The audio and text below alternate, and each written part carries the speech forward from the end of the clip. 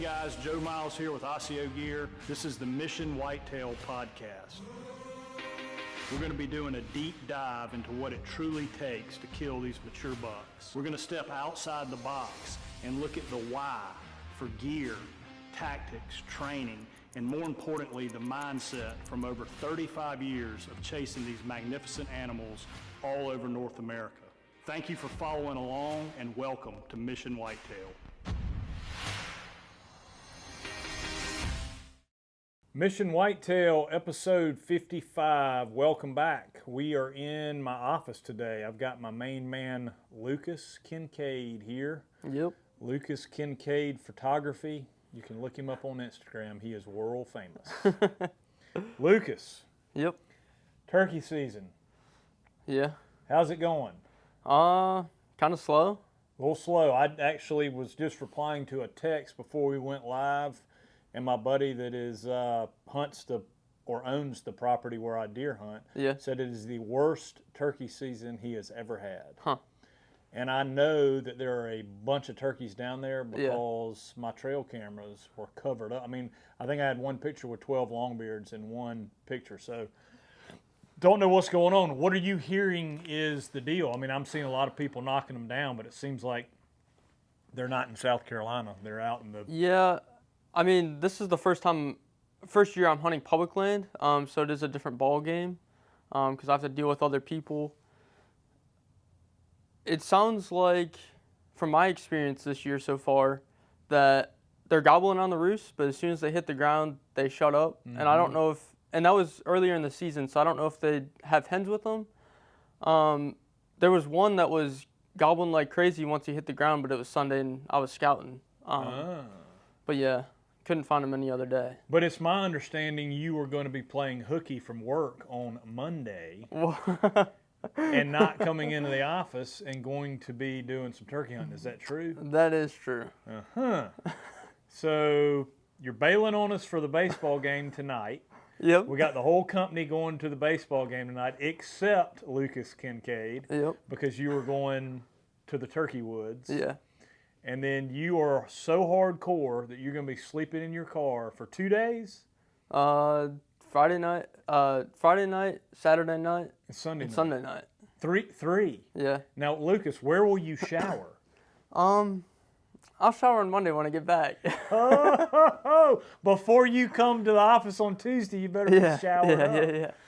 Yeah. Good stuff, man. And then I know you got your trip up to New York coming up in May. I know you're excited about that. Yep. So that'll be good. Spend some time with family and kill some turkeys up there. You'll be in Africa soon, won't you? Yeah. I'm going to get into that here in a little bit. I'm looking forward to that trip. But let's, what I thought we would do today, we got 8 or so questions that we're going to answer, but just kind of do a season update. You know, last week we had Don Higgins on talking about small properties, and before that we talked about some trail camera stuff. So thought it might be good to do a season update with kind of where we are with the season. Yep. Excuse me, need to get a swig of that. We just got back from an axis deer hunt. We had Rick Wren, my good buddy from Asheville, went out there with us. Unfortunately, he was not successful, but you got to spend some time with him and do some filming and see a bunch of different critters. Yeah. We were on the Wilson Whitetail Ranch, and that name might be a little bit deceiving. I mean, they've got some big whitetail out there, but man, they've got monster axis deer. And I was very fortunate. It was tough hunting. They had gotten a lot of rain before we got out there. Everything was greened up, and it was so thick. Spot and stalk was kind of out of the question. They weren't coming really good to feed consistently, so it was difficult. And first 2 days, I saw one younger buck I passed on. It was about 30 inches, maybe 31 inches. He was like little bit smaller than the one we shot last year that you actually filmed, Lucas, last year. A nice buck. And of course, if I'd had a recurve or something like that, he was at 8 yards. I mean, he was right under me. Could have shot him. And then I saw some other females, but not a lot happening. We've got a tree stand set up out there that I love to hunt in because you can see a lot and it just makes it easier. Well, the last morning we're actually going to delay our flights home another day if we didn't have any luck. But as luck would happen, I got in a ground blind and had that really big one come out with 3 other bucks and came into 32 yards and zapped him. We got some slow motion footage of that era. I think you're going to do a reel with that that we're going to put out on the Instagrams, ICO Instagram and the Joe Miles Hunting Instagram pages here probably next week. Yeah. And I mean the arrow just, it flew perfect. I mean, you can just see it in slow-mo just spinning, and it goes right into the pump station. So that was pretty neat. Anytime you make a really good shot on one, makes you feel good. And he turned around and went 60, 70 yards and got to see him tip over. So always neat when you can do that. Yeah. Broadhead, I was hoping to be able to get some of those new T2s from G5, but they are very hard to come by. I don't think they're hitting the market until later in May. So I've been begging G5 to get some from them, but it doesn't. Hopefully I'll have a few before I go to Africa. We'll talk about that. But I have not shot an animal with the Mega Meat, and my reservation has always been 3-blade, big cutting mechanical. The penetration's not going to be there. That's always been my concern. We did some testing with them last year, I believe, and they performed really well. That ferrule, I love it. They've really improved the clip system, which holds the blades in. Very easy to clip the blades in. That was an issue I had found with that style broadhead in the past. And that's all been improved. And then, of course, G5 is known for the sharpness of their blades, whether it's their fixed blades or their mechanicals. The blades are insanely sharp. They use those Lutz blades from Germany, and man, they're devastatingly sharp. So, going to give that Mega Meat a try. You know, it's a 2-inch cut, 3-blade broadhead, and man, I gotta say, you know, this is a one-off test, right? I shot a bunch into testing material, but this is the first animal, and the entry hole was as big as my fist. I mean, did you see it? Yeah. Yeah, okay. You did get to see it up at the skinny shed. Okay. The entry hole was as big as my fist. The exit was a little bit smaller, but the broadhead, the deer was slightly quartering away. It went through the opposite side scapula. Did not break a blade. It did bend a few blades, but it was a complete pass-through, 32 yards. Arrow was laying on the ground, and all blades intact, a little bit bent.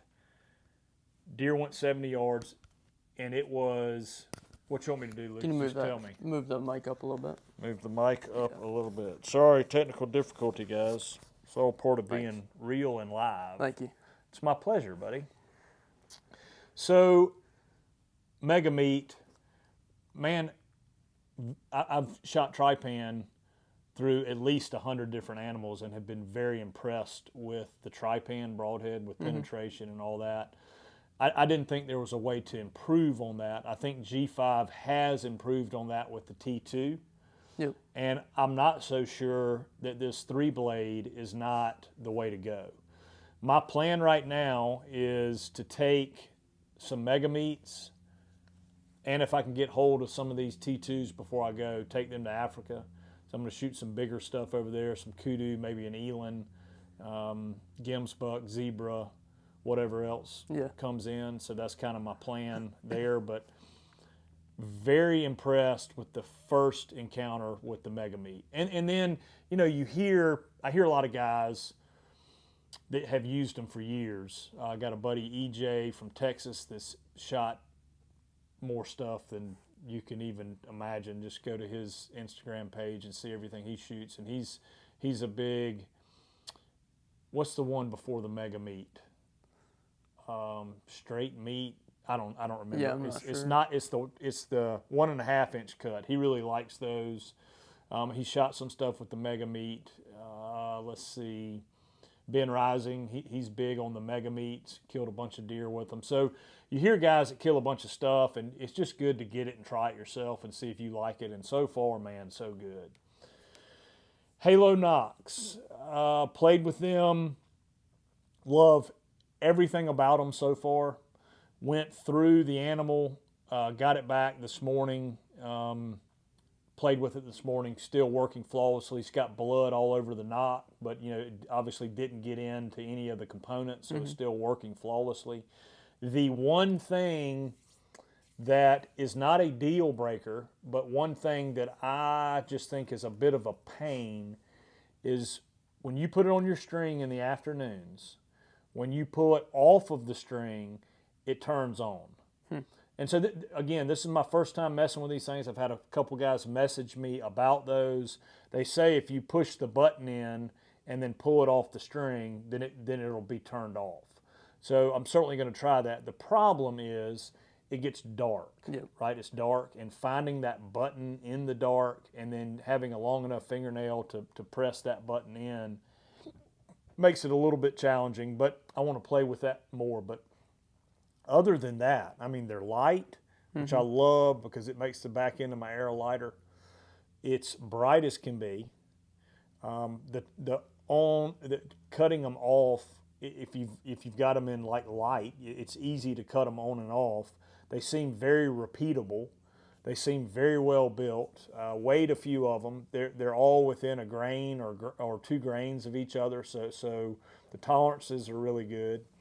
So I really like that knock, and think I'll continue using it. I want to play with them in the dark some more and see if I can figure out how to turn them off before I take them off the string. And maybe it's just as simple as pushing down. Anyway, I'll play with them and see.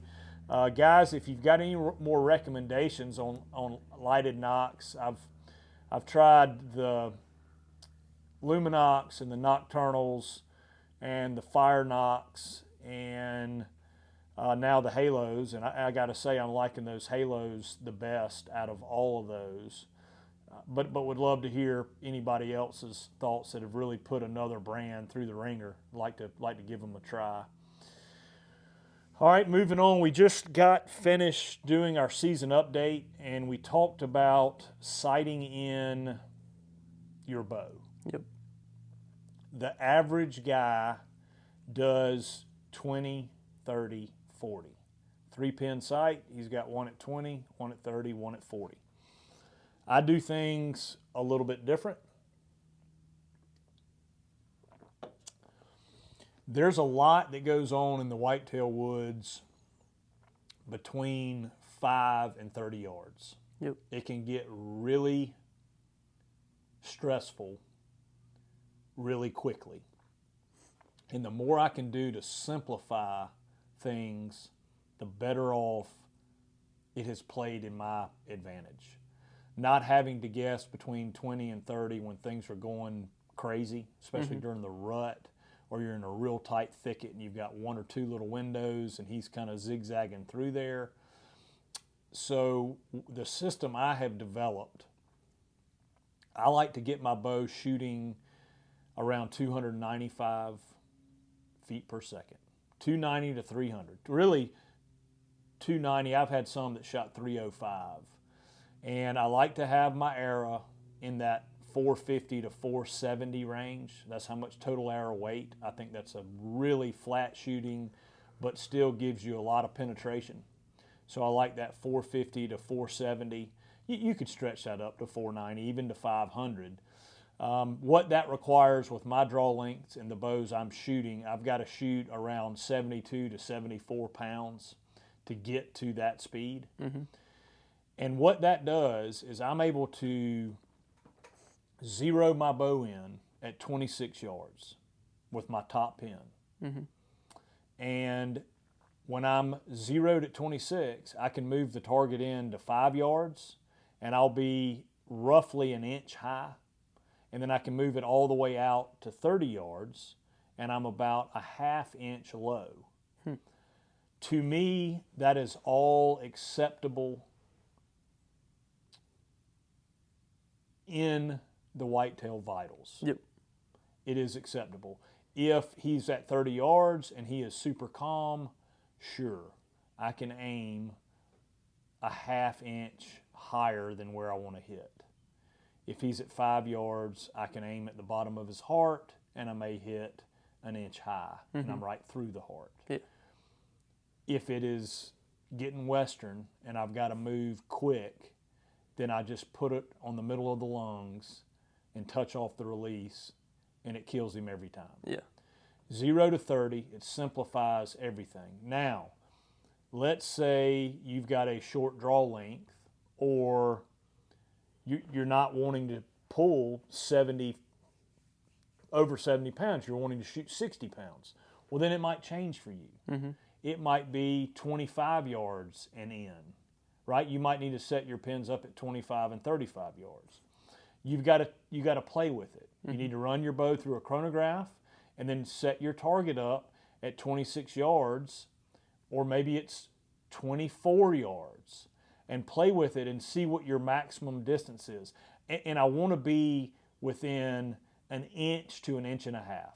I don't want to get into 2 inches. If I'm 2 inches low, that's too much. If I'm 2 inches high, that's probably going to be too much too. Personally, I'd rather be a little bit high, because then the closer the animal is into me, I can just aim low. Yep. So play with it. Not everybody's, and a lot of guys are going to say, no, I like my 20, 30, 40, 50 yard, 60 yard pins, my 5-pin setup. Absolutely, knock yourself out. That's what you want to do. I like to have 2 pins. I like to have the 0 to 30, and then I like to have a 40, and I've got a slider, so if I need to shoot further than that, I can slide it out. And then, of course, I've personally got some holdovers with that bottom pin that I don't have to slide it, and I can shoot darn accurate at 50 yards with that bottom pin with a holdover.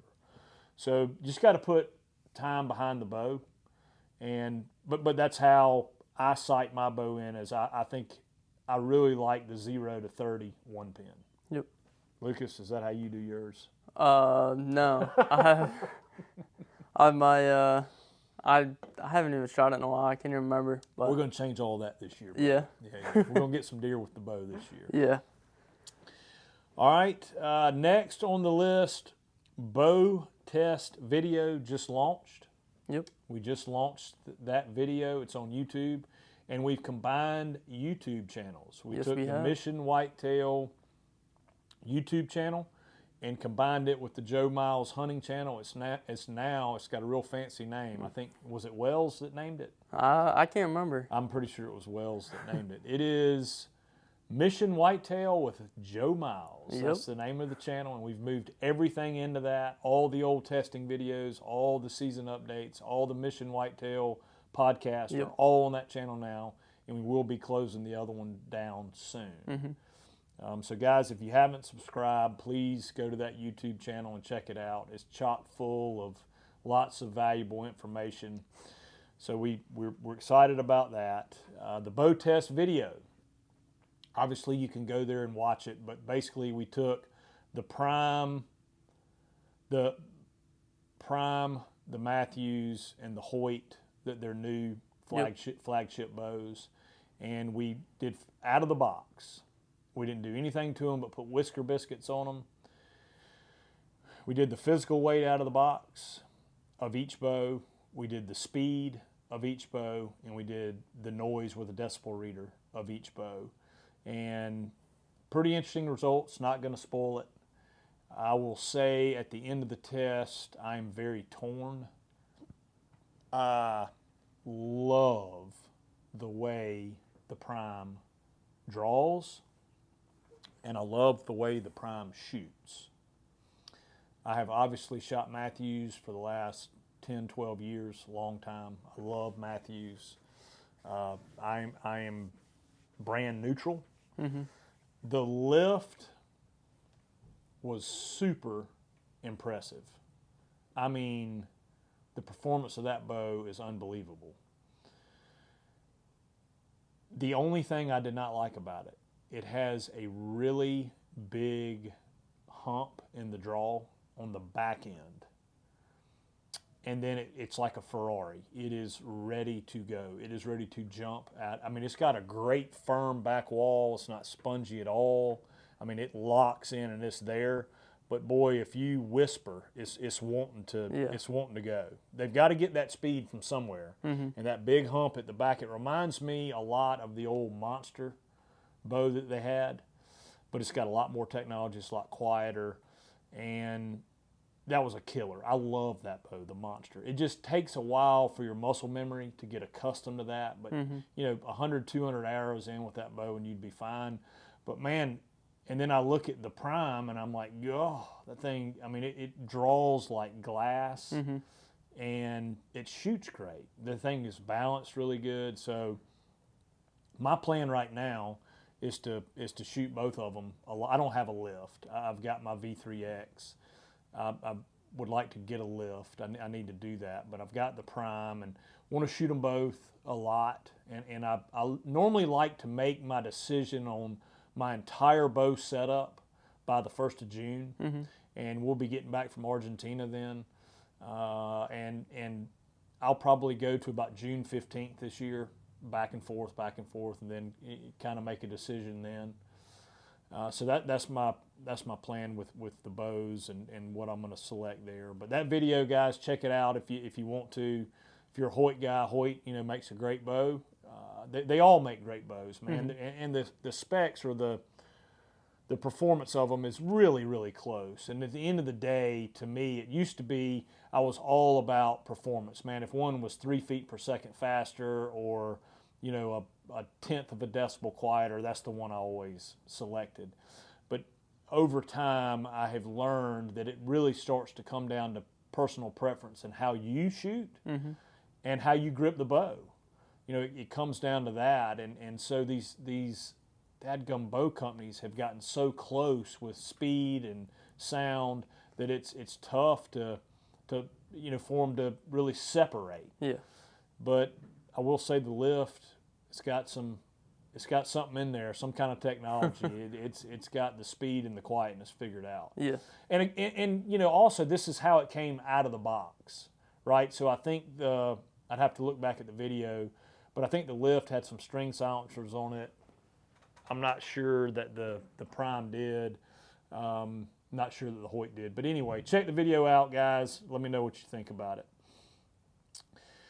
All right, now I thought we would get into the questions, Lucas. I think we've got 8 or so questions, and as always, we'll get you to ask. And if you want to ask any follow-up questions to the answers, please do so, old boy. All right, will do. Let's do it. So other than whitetail, what is your favorite thing to hunt? Other than whitetail, man, I'm going to have to say the ibex in Asia. Okay. I am infatuated with those critters. And I think there's a couple reasons. The country that they live in, country meaning the mountain ranges, and the terrain that they live in it's crazy. Yep. What those things live in, how they survive, and how they walk around on that stuff. So first of all, that's fascinating. Yeah. Second of all, the horns on those things. They've got those big, 50, 55-inch, just mega sweeping horns that are all corrugated. Yep. So that's really cool. Mm-hmm. The countries they inhabit, Mongolia, Kyrgyzstan, Tajikistan, Pakistan, the country of Turkey, the Bezoar ibex in Turkey. That's the Mid-Asian in Kyrgyzstan, Kazakhstan, and the Bezoar ibex in Turkey are the biggest, horn-wise. Mid-Asian is the biggest body-wise. So those are my two favorite. Yep. I've shot one of the Bezoar, and I want to go back there, but God, they've gotten expensive. I was talking to my guy that lives over there earlier in the week, and they've gotten really expensive. The Mid-Asian is still pretty reasonable, and I actually have a hunt booked to go over there this year. Okay. I showed you that video of that. Yeah, I think so. He's potentially a top 10, maybe a world record if he's still alive, if nobody has killed him, if the snow leopards haven't killed him or the wolves. There's a million things that could go on. They sent me video of the animal. They, tell me he's still alive. So that's the plan, is to try and go hunt him, and I don't know exactly when. It'll be sometime between August and October 15th. Okay. Somewhere in there. And it's a matter of locating. They've got shepherds and a bunch of guys that are in that country, and if they happen to see him, I'm going to hop on a plane and go, because he is a mega giant. So I love, and then those countries are fascinating to me too, because it's literally like going back in time. Yeah. Like Mongolia, you stay in the yurts, which are those round, like teepee-looking white huts. That's what you sleep in. And the people are still nomads, man. I mean, they run their sheep and goats from part of the country. When the seasons change, they physically move them to another part of the country and then set their homes. They live with these things full time. And so the culture there is fascinating.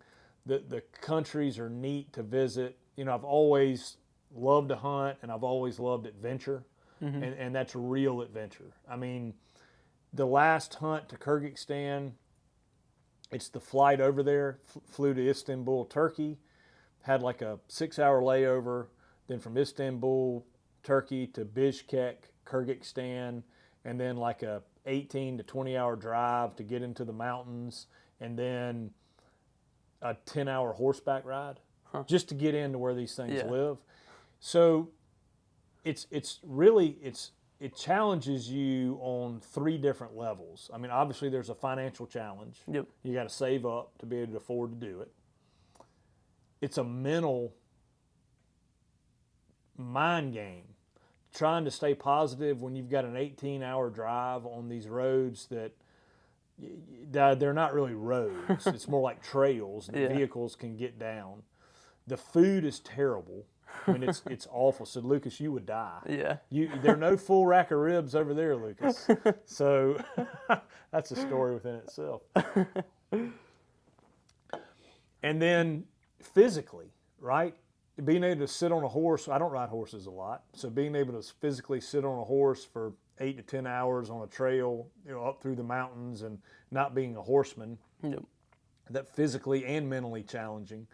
And then the physicality of getting into these mountains when sometimes you're at 13,000 feet of elevation, it's challenging. So it's really a test, and it recenters me as far as what's hard and what's not hard, because it's mentally challenging, physically challenging, and financially challenging, and all those things test you. Yeah.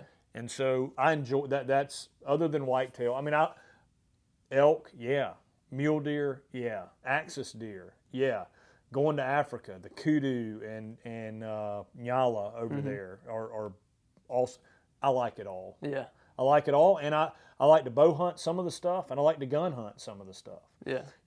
To me, mountain game is more conducive of rifle hunting. Dangerous game in Africa, for the most part, is more conducive of rifle hunting.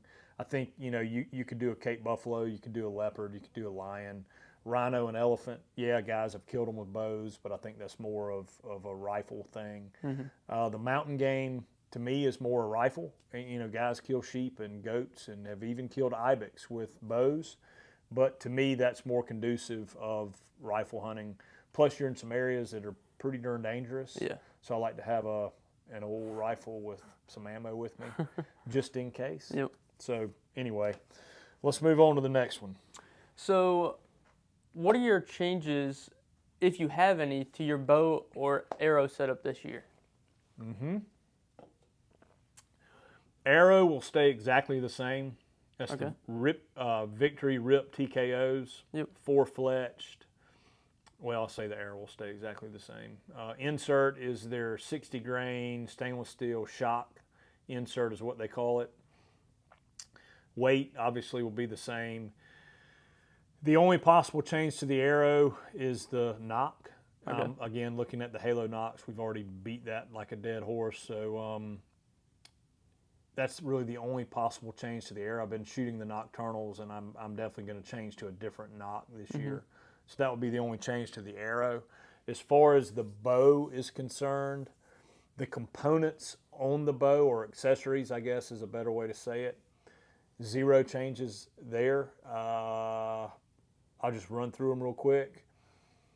The Meta Peep, Kisser button, the zebra strings on the Matthews, if that's the one I end up with. I really like those strings, have had no problems with them, even though they got a bad reputation at one time. I've had 0 issues with them.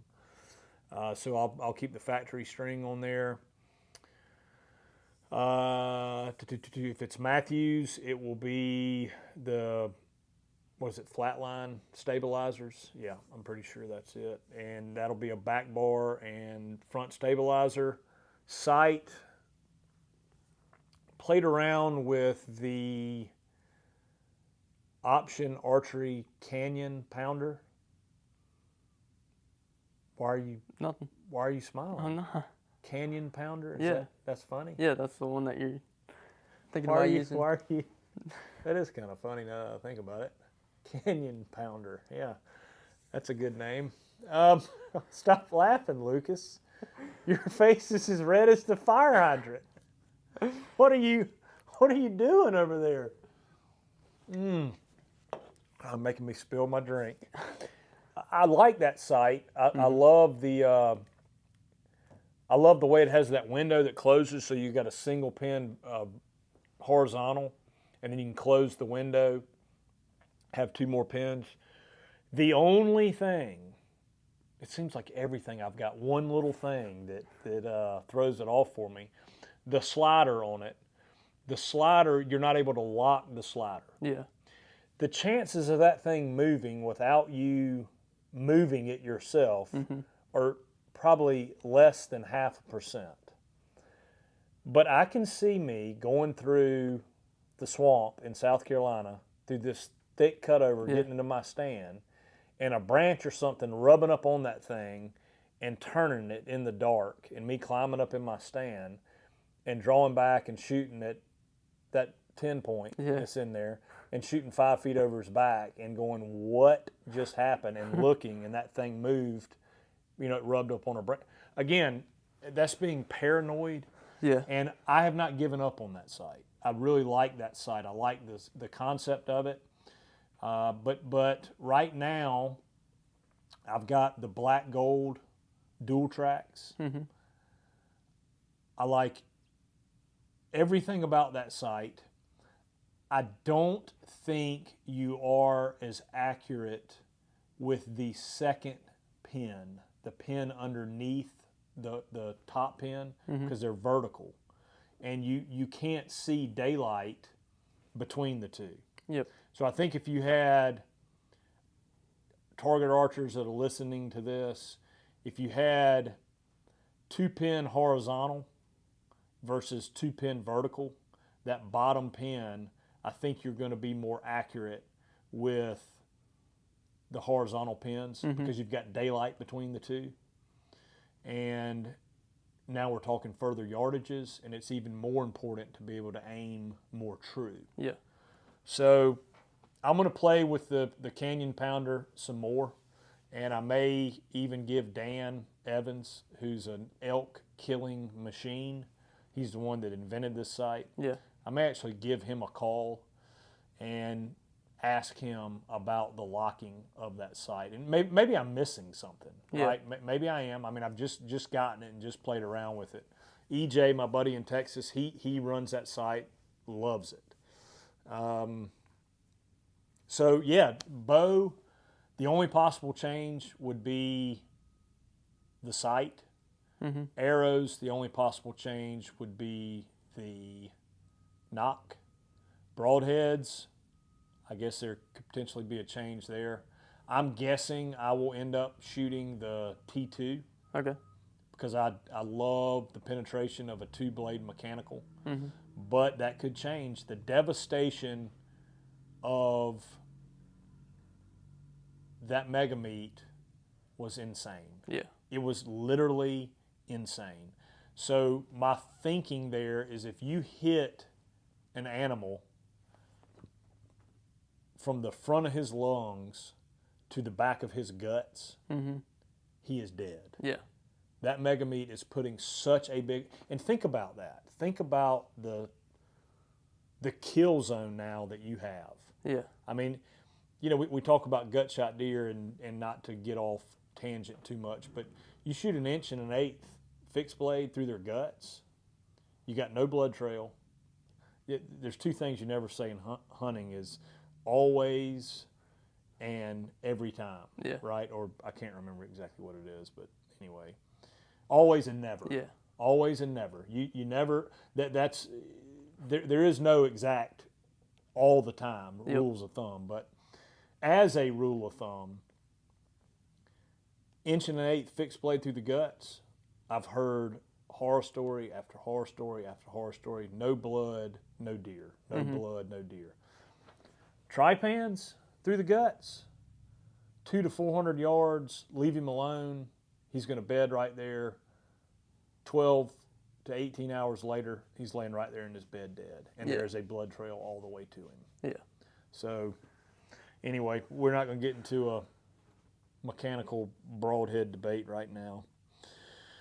Let's see. So that's the only change that I can think of. Only changes, maybe sight, not for sure, and maybe broadhead. I think definitely change on the broadhead. Either it'll be the mega meat or the T2. But I want to get some more arrows downrange and through some real live animals to see how they do.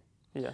What do we got next, Lucas? So since we're traveling and stuff like that, what is the best bow case that you would use for travel? You mixed them up on me. Oh, yeah. Lucas, you're supposed to follow the script very carefully, but he's trying to throw me a curveball. I like it. Let's see, bow case. So, if you are traveling to a place that has accessible pro shops, Yep. like you're going to be within an hour of a decent pro shop, then I like my single bow case, and I have, it's an SKB, it's like a soft shell, but where the bow actually goes is got some real hard plastic around it, locks in really well, then it closes over the top, and then you've got a like duffel bag on top that you can put all your clothes in, and then the airlines don't know that it's a bow. Yep. And why is that important? Because the airlines sometimes freak out about bows. They don't know whether it's a firearm or not. Yeah. And when you get up there with a rifle-looking case, they automatically assume that it's a firearm. They want to do all this inspecting, and it freaks them out. And you got to have certain locks and not locks. And some of them want TSA locks, some of them want padlocks. So I have found with this soft case that I walk up to the counter, put it up there. They don't even think it. They think it's golf clubs. Yeah. And they check it, and off it goes, and I get there, and it's no problem. Like South Africa, I would probably have, or I did have no problem taking, no, I did take 2 bows.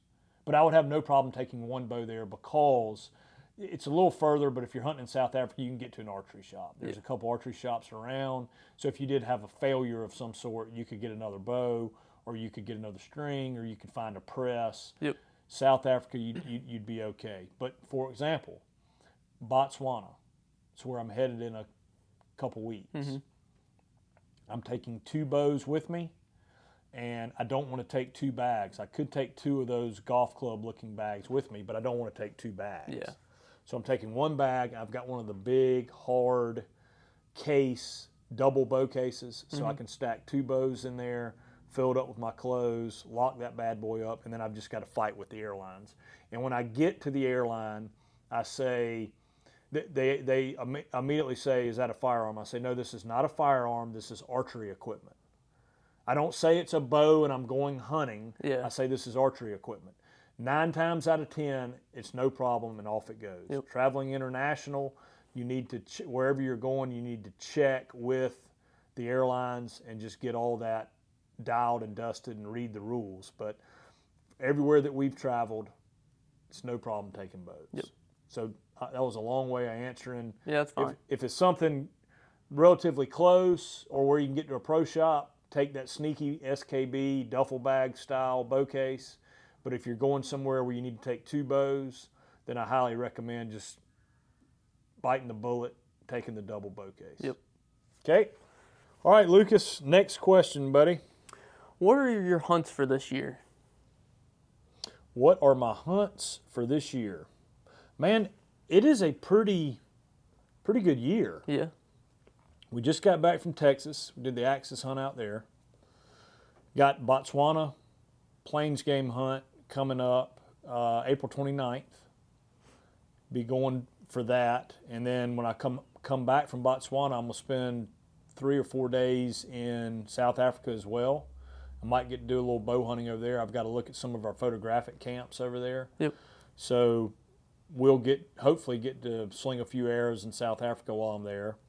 Next up, we've got Argentina, the end of May. Yep. That's kind of father-son trip. Lucas, you're going on that one and do some videoing, so that's going to be a lot of fun.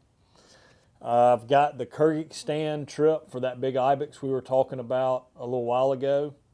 And then I'd love to get another ibex hunt in, and I'm kind of torn between Turkey, the country of Turkey, Mongolia, or even Pakistan.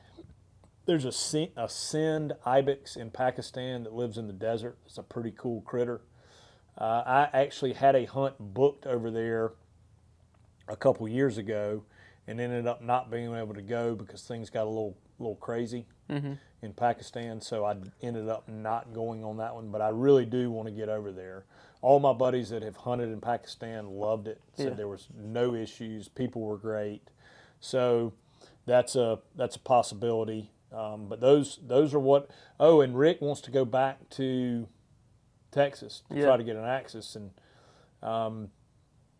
he asked me if I wanted to go, and it doesn't take a whole lot of twisting of my arm to get me to go on a hunt somewhere. So may head back to Texas for an Axis hunt in June. He's trying to look at dates and get his schedule planned out, and the beauty of that is Rick's got his own plane, so we can hitch a ride with him. And that's always a good thing. So that's kind of what I've got coming up. And yeah, I'm trying to think if there's anything else. But no, that's the list of what we're going to do this year. Okay. So where all are you whitetail hunting, and what makes those spots better than other places? Where all am I whitetail hunting? Well, I'm hunting here at home. Yep. And I'm not sure South Carolina is better than anywhere else. It's probably worse than a lot of other places, but it's home. I enjoy it. It's very challenging. So I'll start out hunting here at home. Then I'm definitely going to go to Kansas. I just bought a small farm in Kansas. Okay. So I should be able to get a landowner tag if I don't get drawn. I love Kansas. That's probably my favorite state to hunt. We'll definitely mess around in Kentucky early season in September when the Kentucky opener, do exactly what we did last year. Go out there, glass. If we see something we want to go after, we will. If not, we've got that funnel spot set up that we can monitor, and if a big one gets on that property, pretty much going to get a crack at him. Yeah. So Kentucky. And then Ohio. My buddy Jeff in Ohio has told me that I can hunt that 37-acre tract again up there. Okay. We got a bunch of food going in up there, planting it wall to wall with beans. And then if the deer eat all the beans out of there, we can go back with Deadly Dozen, and that's some of Higgins's seeds. Yep. We'll put in Deadly Dozen for the fall. So your other question was, what makes those spots better than others? Yeah. Don and I have talked about this a good bit. I think Ohio, Iowa is probably the best state. Yeah. Iowa, to get into the good areas, you've got to be a resident, or you've got to get drawn. And to get drawn, it's about once every 5 or 6 years. So I've never hunted Iowa because I can't get a property there and then lease it and figure it out or buy it and not be able to hunt it but once every 5 years. So taking Iowa out of the equation, I think Ohio and Kansas are the best 2 states. A lot of guys will say Indiana, and Indiana's a great state too.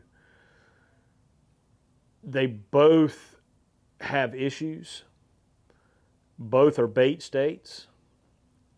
If they did away with baiting in both those 2 states, I think they would rival Iowa. Yeah. They've got the genetics. The rifle season or the gun season is outside of the rut. Yep. And they're 1 buck states. Yeah. Did I say that already? I can't remember. Yeah.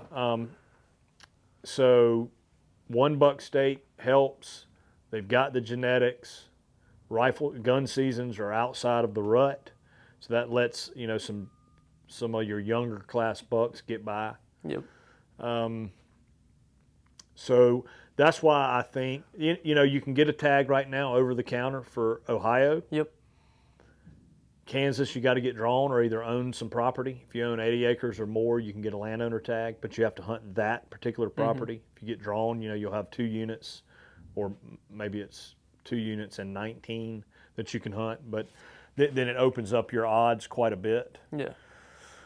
So, yeah, man, for chasing big deer, Ohio, Kansas are the 2 I like the best. Kentucky, bit of a sleeper. There's big deer there.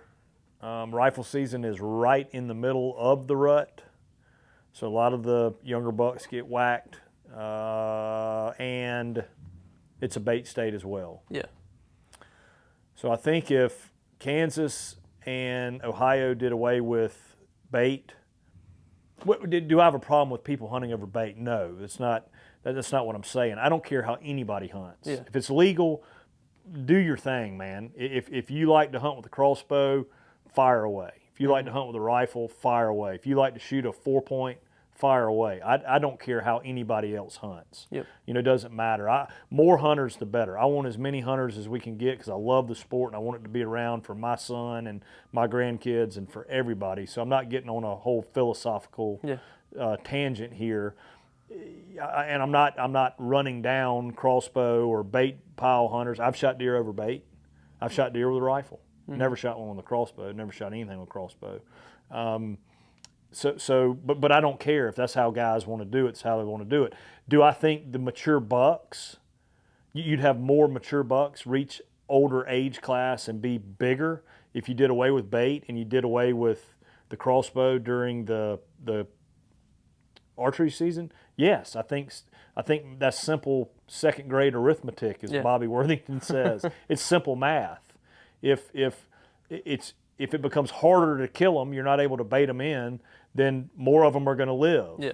If you're not able to shoot one at 80 yards with a crossbow during archery season, you have to wait until your own particular crossbow season, then obviously more deer live. Yep. So they're going to get older and they're going to get bigger. So those 2 things. If you said, Joe, you can't shoot your compound bow anymore, and it's all of a sudden traditional only, you can only shoot longbows. Well, guess what?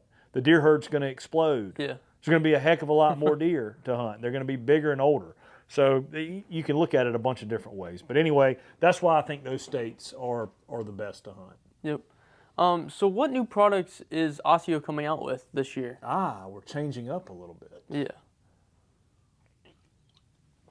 So Osseo this year, the stuff that we're adding, we've got a silent puffy jacket coming, which I'm really excited about. It's actually going to be reversible. On the inside, it'll be black. On the outside, it'll be in our Raptor camo. Yep. So if you ground blind guys can wear it as an outer layer in a blacked out ground blind to turn it inside out.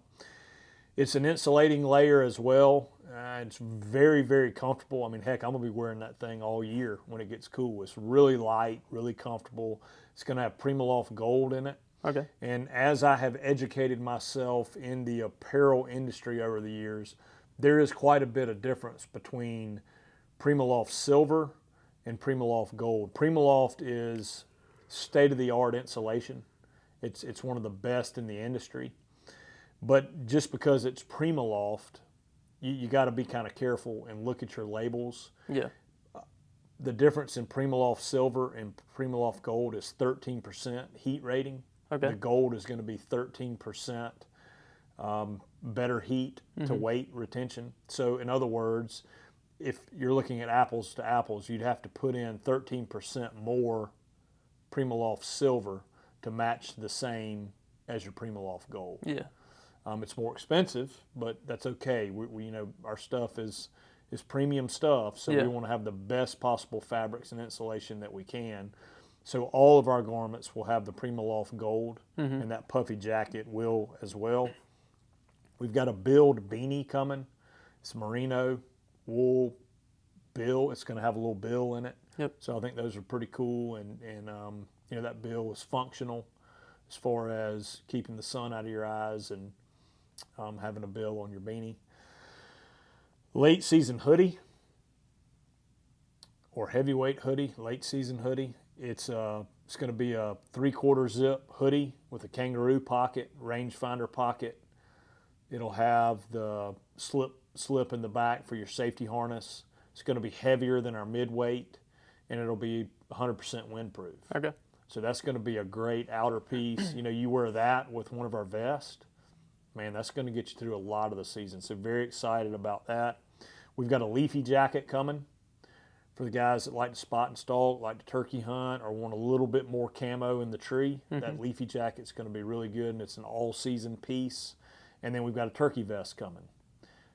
We've got one prototype in. Jay Maxwell's got that right now. He's hunting with it all over the place. He's a turkey hunting fool. Yeah. Lucas, I'm surprised you and him haven't become better buddies, because I'm sure he's got some places he could sneak you in to do some hunting. But he's got the turkey vest right now.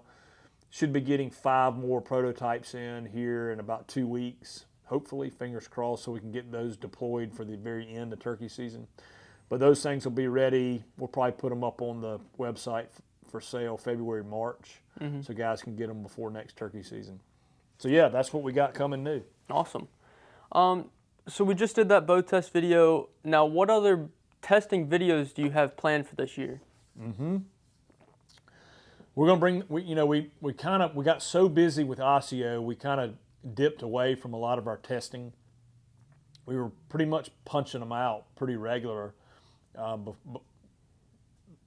few years ago. Yep. So we really want to bring those back. So we're going to do a fletching test on the sound of fletchings, how much noise they put off. Yep. Because guys don't realize it, but the arrow itself, a lot of guys think they're jumping the string. It's the bow going off that spooks them and makes them duck. Yeah. And that is true. That is true when they're close. When you get out to further distances, they hear the arrow. And if you don't believe me, get behind a brick wall, right up to the edge of the brick wall, and have a buddy get down on the other side of the brick wall, so it's impossible for you to get shot. Yeah. And have a target set up right there beside. Have it down range of you a little bit, and listen to that arrow when it comes by that brick wall. It's amazing the noise that thing gives off. Yeah. And big fixed blade broadheads and big fletchings on the back, there's quite a bit of noise those things put off. Yeah. And if you don't believe me, try it. Take a big fixed blade head and put on there, and then take a field point and put on there. Yeah. Or take a mechanical and put on there, and don't change anything but those two, and listen to the difference in that. And then fletchings, play around with fletchings and leave a field point on there, but try some 2.5-inch fletchings, some 3-inch fletchings, try some different fletchings configurations, and see or hear the difference. Yep. And we do it with a decibel reader. And is it scientific? No, because when we shoot over the decibel reader, it's not exactly in the same spot every time, but it gives you a generalization. Yeah. You're able to see, okay, I shot 5 arrows with the heat vane, and it gave off an average sound of this. Then I shot, let's pick another one, blazers. Yep. I shot 5 arrows over it with the blazers, and it gave off this, and you can see which one is louder and quieter. And then you've got to determine if the fletching is big enough to control your broadhead. Yep. You know, that's an important thing, is to make sure it's accurate. Yep. And I have found 4-fletched arrows with the 2.5-inch heat vanes or those Q2s are a really good system. But back to the point here, we're going to test that. We're going to do some serious testing there. I also want to do a bow training video of what we do when we're getting prepared for a hunt or getting prepared for the season. You know, we did one of those videos before about out in the field. You know, we actually went out, hung stands, put targets out, and we do that quite a bit. So it's real world. But a lot of guys don't have time to do that or don't want to make time, but they still want to train with their bow in the backyard or in the garage or whatever it may be. And so I've got, and I do that, you know, like in the mornings when I come up here before work, you know, I'll get a workout in and do some bow training. And so we're going to do a training video. And then, let's see, mechanical broadheads. I want to do a 3-blade mechanical, like maybe get some Grim Reapers, the G5 Mega Meats, try to do apples to apples as far as cutting diameter. Yep. And maybe get one more in there. So guys, if you've got another 3-blade mechanical you like, that you've shot a bunch of stuff with that you really like, let me know, because I'd like to throw that in the mix. And then we'll do a 2-blade mechanical as well. Yep. I think those are the tests that we'll probably get done between now and the start of hunting season. Awesome. So what is your normal practice routine when you're shooting your bow? My normal practice routine when shooting my bow. So that'll be in this training video. Okay. But if it really depends on what my next hunt is. Okay? Like if I'm going to be hunting out of a tree stand, like this axis hunt, it was kind of a hybrid. I knew the potential of me being in a ground blind was very good. So I did a good bit of seated shooting, because that's a whole lot different than standing up. Yeah. And then I did a lot of shooting out of the tower back there. And so it depends on the hunt that I have coming up. For example, next on the list is Botswana. Yep. I know that I'm going to be in a ground blind, seated or standing, and then I'm going to be probably doing some spot and stalk stuff too. So I could be kneeling, sitting, in weird positions. So I'll make sure to incorporate all of that. I'll get in some weird positions. I'll, you know, get down on one knee, get down on 2 knees, seated. I'll get in a whole bunch of different positions and we'll shoot. But the way I will start out every time is I will. What? Nothing. I did, you're smiling again. No, I wasn't. Anyway, Lucas, you're distracting. You're on your phone again, aren't No. you? No, I know you're not. So I will start out blind bale shooting, 10 or 15 arrows, and that's at like 7 yards. I will not even look at my sights. I will get drawn, use my back muscles to execute the shot, and just continue that muscle memory of that. Then I will move out to actually shooting at targets, like deer targets. I've got those miniature elk. I love those things from Reinhardt. They're not real expensive, and they're smaller than a deer, so they make you aim more precise. I like that, because then when the 255-pound axis deer shows up, it looks like a whale. Yeah. So I love shooting at those smaller targets. So if you're buying targets, get those, I think they're called archery deer, or those miniature elk. That has really helped me aim more precise. So I'll set those up at different yardages, and then depending on whether I need to get in the tower or whether I'm sitting down or kneeling, I'll shoot at those at different yardages. And then also, like this particular hunt, spot and stalk, I can have some longer shots. Yeah. You know, and we're talking big animals. We're talking wildebeest, eland, kudu, gemsbuck maybe. So I've got, you know, we're talking from 500 to 2,000 pound animals. So big targets. So I may stretch it out 50, 60 yards. Yeah. So I need to practice at those yardages, with kneeling and standing. So that's what I'll do. And then when we get into whitetail season, if it's a hunt like that, then I'll spend a ton of time in the tower and then try and get out to the field to get real world set up in the timber and shoot at the deer or those miniature elk targets. Yep. And I had a point. Obviously, I think it's important to do that, but I had another point that has lost. I have lost it. Let's see. I can't remember. I had one other really good point, and I lost it. Shooting. Oh, yardages. I see it all the time.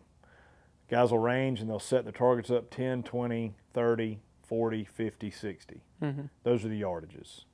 Well, trust me, the difference in a 35-yard shot and a 40-yard shot is pretty darn significant. Yeah. So I like to set my targets up at odd yardages. Set one up at 32, set one up at 44, Mm-hmm. set one up at 58. Don't just do over and over and over again. Break the yardages up. Yeah. So that was the final point. What else you got? That was all the questions that I had.